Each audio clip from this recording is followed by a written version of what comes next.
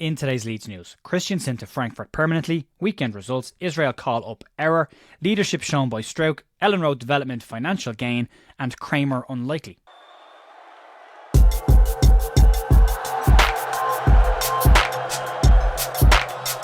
Morning folks, Jer here, Tuesday morning, the 8th of October with your Leeds United news. Hope you're all having a good week so far. Had a nice weekend. We're into the international break, but there is still plenty of news and content floating around over the next week or so.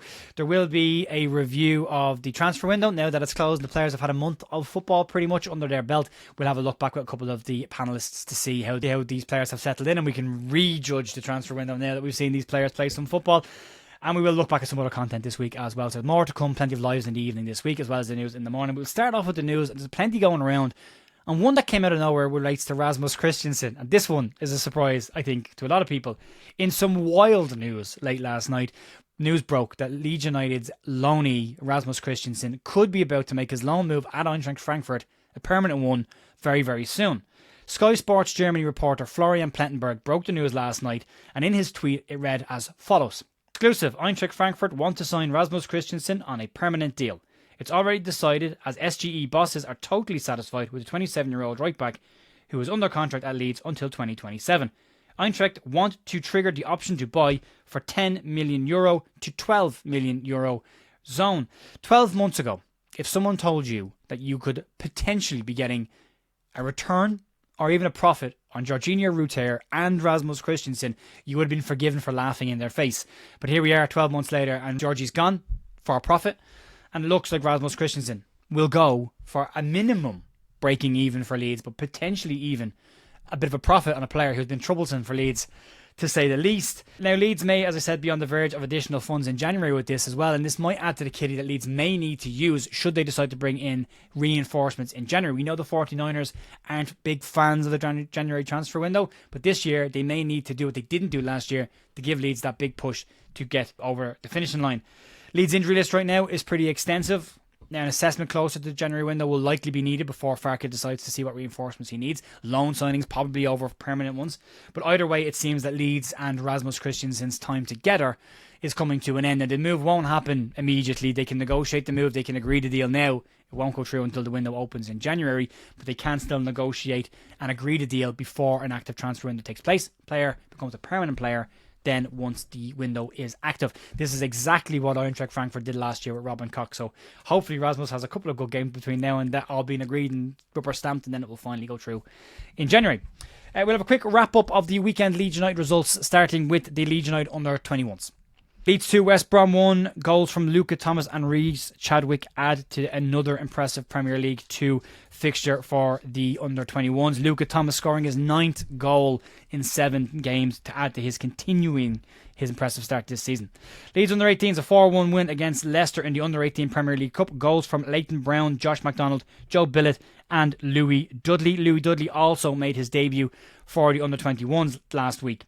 Leeds women beat Cheadle Town Stingers 3-2 away from home. Cheadle were ahead of them going into the game, so a big win from them. 2 goals from Kat Smith and 1 from Amy Woodruff. Both ladies continue to impress at the start of this season, and it moves Leeds into 2nd place in the Division 1 North, a much better place than where they were at this time last season. Moving on to the call-up error that happened yesterday. We all got our hearts a little bit of a flutter when we saw Manos Solomon in the Israeli national team men's call-up yesterday evening. Despite an injury, it appeared last night that Manos Solomon was being called up to the national side by Israel after missing 3 games for Leeds United so far and not being ready to go back until after the international break, but he still looked like he was going to receive a call-up. Well, that's not the case. It has now been revealed, according to sources in the Israeli FA, that was a mistake. The image had been drafted a week or so prior to the announcement, hoping he'd be ready to go by that stage. He wasn't.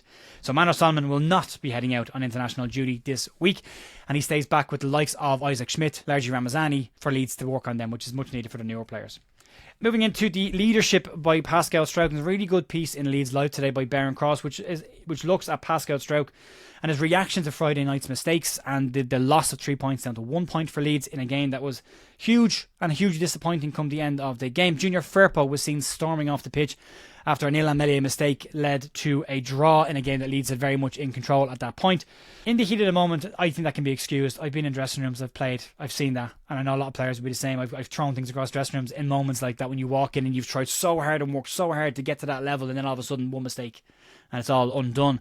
I completely understand that, but Struijk didn't react like that, and he had to take his responsibilities as captain quite seriously. And whether you approve of William Meslier as Leeds United goalkeeper or not, a captain has a captain's job to do publicly as well as privately, and he has done that quite well.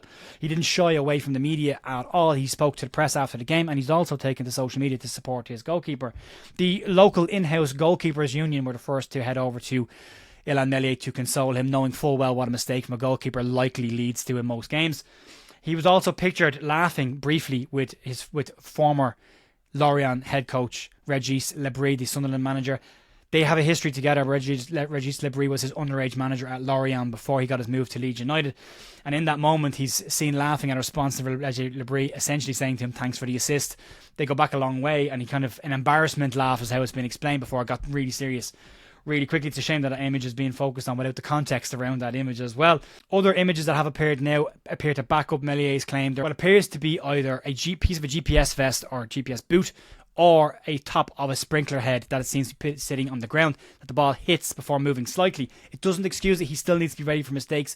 Divots in the ground happen during a game and you've got to be ready. But it does give some extenuating circumstances to the incident. Pascal Struijk has also backed this up as well, and he basically said there's a massive divot in the ground where the ball hit, and you're more likely to win the lottery than you are for the ball to go into that spot. But yet the ball went into that spot, so do the lottery this weekend, folks. Pascal Struijk did talk to the media and did excuse it and said these things happen. We've got to move forward as a club. We've got to keep fighting. And as we touched on last night in our live stream, which is reviewing the first part of the season for Leeds, Leeds are in a much stronger position than they were at this point last season. We've got more goals scored, less conceded, and more points on the board, and are closer to the top position than we were last season by a considerable margin. So, taking the Instagram on a post, Pascal Struijk simply just said, "Cruel games sometimes. Let's keep having each other's back and we move forward." Criticism of players is expected and understandable, and I fully expect it, and I'll never shirk away from that. Footballers should be criticised. They earn a huge amount of money. Daniel Farke talks about them having a privileged life. They should be criticised. But there is a fine line between criticism and abuse and threats. And those who took to social media with death threats to Elland Meslier should be ashamed of themselves, really, this morning. It's a shocking indictment. Here we are again, happened to Pat Bamford, and here we are again. It's a game of football. And we're threatening people.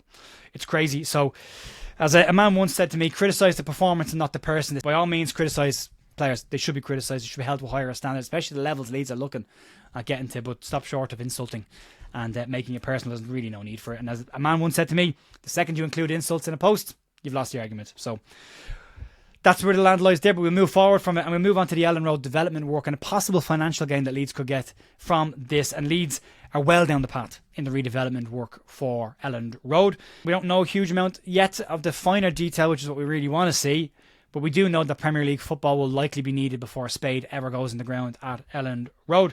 Aston Villa's former CEO Keith Winnes has been speaking this week about the development at Elland Road and what it could mean to Leeds financially, and what he said is the following. What it would mean revenue-wise is an uplift of around £500,000 to £600,000 per game over a season. That's about £10 million to £12 million.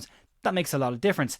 Speaking of the project itself, Keith Winnes discussed the following and said, "Part of the problem they have is doing this the way Liverpool did. Building the new seats while the game is going on. There will be a loss of revenue for that time while construction goes on. I'd love to see Leeds with a proper stadium. They are a big club with a big waiting list. They need to get this done. So we'll see how long the process is going to take." Couple of caveats on that. You could argue that Elland Road is a proper stadium with a proper atmosphere, which everyone talks about, and that newer modern built stadiums have lacked atmosphere and are more arenas than they are stadiums. You could argue that. I would argue that. Elland Road atmosphere has been massive, so much so that Leeds have rolled in acoustic engineers to make sure they can keep the aggressive atmosphere that Elland Road tends to have. Also, the building the Liverpool way is designed to reduce the impact of construction while there are games going on. That is the entire process. I don't remember seeing huge sections of Liverpool's ground empty last year or the year before during their construction works. There were times and periods where there were empty areas, but not for massive lengths of time. So there will be a loss of revenue short term, but there shouldn't be long term. But bringing in £600,000, £800,000 per week. Sounds like an awful lot, but that's not the figures that we were given earlier on. In this planning, Angus Kinnear talked about the fact that Leeds want to get to the Tottenham Hotspur model on matchday revenue. Spurs currently bringing in around £4 million on a match day. Leeds are currently bringing in about £1 to £1.5 million on match days. So that gap is much more than a £600,000 to £700,000 bracket. It's a significant amount of money if Leeds can bring it in, and if they're talking about 10 to 12 million making a difference at the end of a season, if you would take the £4 million bracket, calculate that over the course of a season, which I'm not going to do, it's a hell of a lot of money and could definitely help Leeds long term. And then moving to the final story of the day, and it's the Kramer one that came out last week. Not really so much of a story as clarification on a position, I suppose, but with Leeds' injury list as large as it is and with the midfield issue the way that it is, all the talk last week was about possibly dipping into the free transfer market and looking at who was there. Daniel Farke in his press conference said that Leeds would be professional and they would explore that market. But really, when you looked at the criteria that's needed, there weren't a lot of players that ticked that box. They didn't have pre-seasons, they weren't playing regularly, they weren't involved. They were likely to upset a dressing room coming in at this point. More so from a case of upsetting players that are already there waiting for their opportunities. However, Kramer was one that could probably negotiate that pretty easily. He has a pre-season, he has been active, he's out of contract right now.